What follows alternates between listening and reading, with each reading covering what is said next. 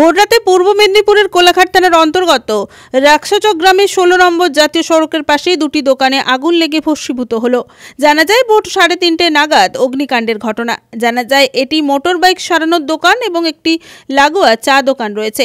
তবে সঠিক কী কারণে আগুন লেগেছে তা এখনো স্পষ্ট নয়। ভোর রাতেই ঘটনাস্থলে আসে কোলাঘাট থানার পুলিশ এবং দমকলের একটি ইঞ্জিন। এই ঘটনায় বেশ কয়েক লক্ষ টাকারই ক্ষয়ক্ষতি হয়েছে বলে জানা গিয়েছে।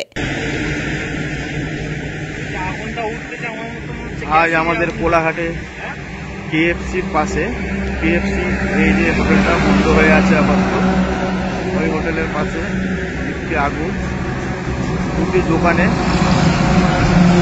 অনৈতিকভাবে আগুনটা লাগে। দোকান পুরো পুড়ে ছাই, দেখতে পাচ্ছেন বিভৎস আগুন, আমরা কাছে যেতে পারছি না।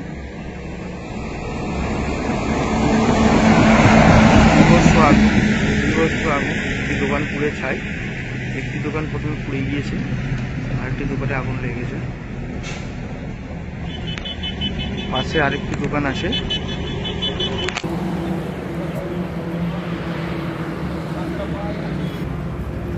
বললে আমার একটা কি কেউ যে চেয়ার টিয়ার খায় কি করে, তাহলে ওই দিকে দবা মেরে মেরে আসবে, তাহলে ওই দিকে তো পুড়ে দিবে ছাই।